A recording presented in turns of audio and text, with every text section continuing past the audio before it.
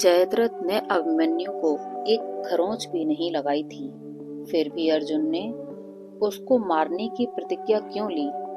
ये बहुत रोमांचक प्रसंग है। सबसे पहले तो ये समझें कि जयद्रथ कौन था।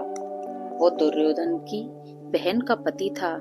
जब पांडव वनवास में थे, तब दुर्योधन ने ऋषि दुर्वासा को पांडवों के पास भेजा ताकि वह क्रोधित होकर पांडवों को श्राप दें। जब उसका ये पैंतरा असफल हो गया, तब उसने जयद्रथ को भड़काकर पांडवों के पास भेजा।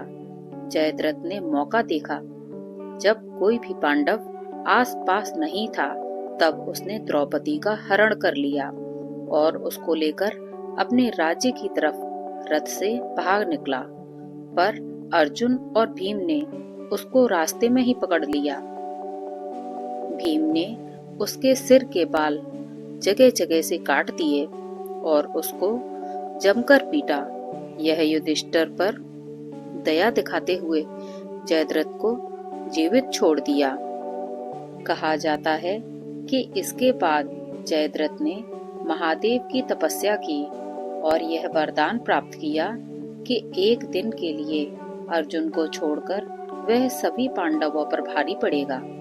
महाभारत युद्ध के 13वें दिन जब गुरु द्रोणाचार्य ने चक्रव्यूह की रचना की, तो सुशर्मा नाम के राजा ने अर्जुन को बड़ी चालाकी से युद्ध भूमि के एक हिस्से में अटका लिया ताकि चक्रव्यूह से युधिष्ठिर को बंदी बनाया जा सके। बचे हुए पांडव दल में यह योजना बनी कि अभिमन्यु चक्रव्यूह तोड़ना तो जानता है, पर तो वह अंदर घुसते जाएगा और बाकी लोग उसके पीछे पीछे चक्रव्यूह में घुसकर चक्रव्यूह को अंदर से तोड़ देंगे। अभिमन्यु तो अंदर चला गया, पर बाकी लोगों को जयद्रथ और उसकी सेना ने किसी तरह से बाहर ही रोक दिया। अब इसमें अभिमन्यु के चक्रव्यूह तोड़ने की क्षमता जिम्मेदार थी या बाकी लोगों को चक्रव्यूह की जानकारी नहीं होना, या जयद्रथ की एक दिन की वीरता का वरदान। यह अपनी अपनी सोच है। मुझे लगता है कि बाकी लोग चक्रव्यूह तोड़ना नहीं जानते थे, इसीलिए वह उसके दरवाजे पर अटक गए। इसमें जयद्रथ के वरदान का कोई हाथ नहीं था, क्योंकि पांडवों के अलावा धृष्टद्युम्न, सात्यकी जैसे योद्धा भी थे जो जयद्रथ को आसानी से हरा सकते थे। वो भी असफल रहे, क्योंकि चक्रव्यूह को तोड़ना नहीं जानते थे।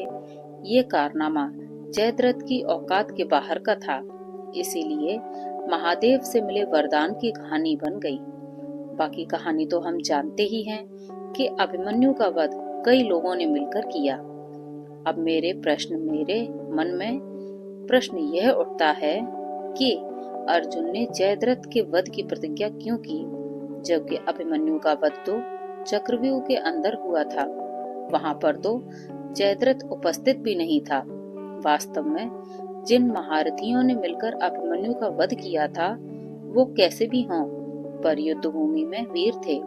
उनमें से किसी को भी अभिमन्यु के वध पर गर्व तो नहीं हुआ होगा, क्योंकि वह बहुत ज्यादा उग्र हो रहा था, कौरवों की सेना को मार रहा था। इसलिए सबको मिलकर उसका वध करना पड़ा। इसीलिए उस दिन किसी ने अपनी वीरता पर गाल नहीं बजाए होंगे, जबकि जयद्रथ सबको जाकर सुना रहा होगा कि किस तरह उसने कई पांडव योद्धाओं को चक्रव्यूह के द्वार पर ही रोक लिया। इसलिए अंदर के लोग अभिमन्यु का आखेट कर पाए।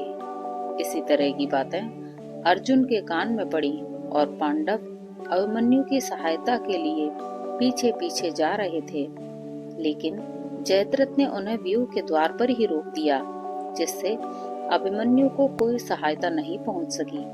इसलिए उसने अगले दिन के सूर्यास्त से पहले जयद्रथ के वध की प्रतिज्ञा की, ताकि अभिमन्यु वध का यश जयद्रथ को न मिले। अगले दिन सारी कौरव सेना का एक ही लक्ष्य था कि जयद्रथ को किसी भी तरह शाम तक जिंदा रखो। जब दुर्योधन को अर्जुन की भीषण प्रतिज्ञा का पता चला, तो वह डर गया। द्रोणाचार्य ने जयद्रथ को बचाने के लिए 3 परतों वाला सैन्य चक्र बनाया। सबसे आगे शकट व्यूह, बीच में चक्र व्यूह और अंत में पद्म व्यूह। जयद्रथ को इन तीनों व्यूहों के सबसे पिछले हिस्से में यानी अर्जुन से मीलों दूर रखा गया, जहां हजारों योद्धा और हाथी उसकी सुरक्षा में तैनात थे। अर्जुन के पास सूर्यास्त तक का ही समय था। उस दिन अर्जुन ने अपनी पूरी शक्ति झोंक दी। मार्ग में द्रोणाचार्य, दुर्योधन और कर्ण जैसे योद्धाओं ने उन्हें रोकने की कोशिश की, लेकिन अर्जुन किसी से उलझने के बजाय गांडीव से रास्ता बनाते हुए आगे बढ़ते रहे। श्री कृष्ण ने रथ को इतनी कुशलता से चलाया कि वे शाम तक जयद्रथ के करीब पहुंच गए, लेकिन तब तक सूर्य अस्तांचल की ओर झुक चुका था। उस दिन अर्जुन और बाकी पांडवों ने मिलकर सहस्त्रों कौरवों सैनिकों को मार दिया। सर्वाधिक विनाश हुआ। जैसे जैसे शाम हुई, जयद्रथ और कौरव सेना में उत्साह बढ़ने लगा, क्योंकि अर्जुन अपनी प्रतिज्ञा के हारने के करीब थे। तभी श्री कृष्ण ने अपनी योग माया से सूर्य को बादलों के पीछे छिपा दिया। चारों ओर अंधेरा छा गया और ऐसा लगा मानो सूर्यास्त हो गया हो। यह देख कौरव सेना खुशी से झूम उठी। अर्जुन ने गांडीव नीचे रख दिया और अग्नि समाधि की तैयारी करने लगे। जयद्रथ, जो अब तक डरा हुआ छिपा था, अर्जुन को जलता हुआ देखने की उत्सुकता में सबसे आगे निकल आया और अट्टहास जोर से हंसना करने लगा। जैसे ही जयद्रथ अर्जुन के ठीक सामने आया, श्री कृष्ण ने बादलों को हटा दिया और सूर्य फिर से चमकने लगा। अभी सूर्यास्त नहीं हुआ था। श्री कृष्ण ने अर्जुन से कहा, पार्थ, सूर्य अभी अस्त नहीं हुआ है। वह देखो, जयद्रथ तुम्हारे सामने खड़ा है। उठाओ अपना गांडीव और इसका मस्तक धड़ से अलग कर दो। अंततः जयद्रथ भी मारा गया। जयद्रथ को मारना इतना सरल नहीं था।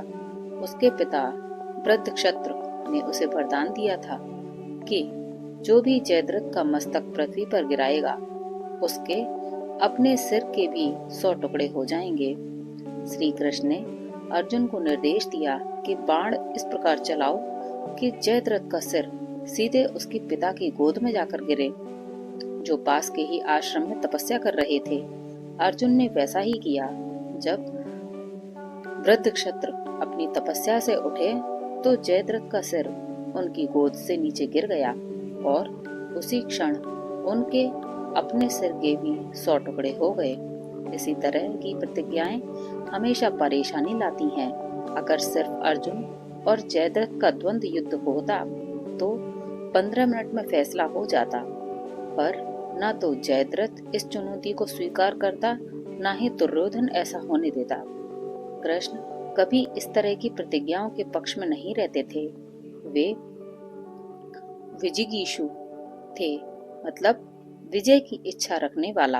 अधर्मियों पर विजय सबसे बड़ा ध्येय था। मुझे तो लगता है अगर उस दिन अर्जुन जयद्रथ का वध नहीं कर पाता तो स्वयं श्री कृष्ण शस्त्र धारण करके युद्ध ही खत्म कर देते। जय श्री कृष्ण।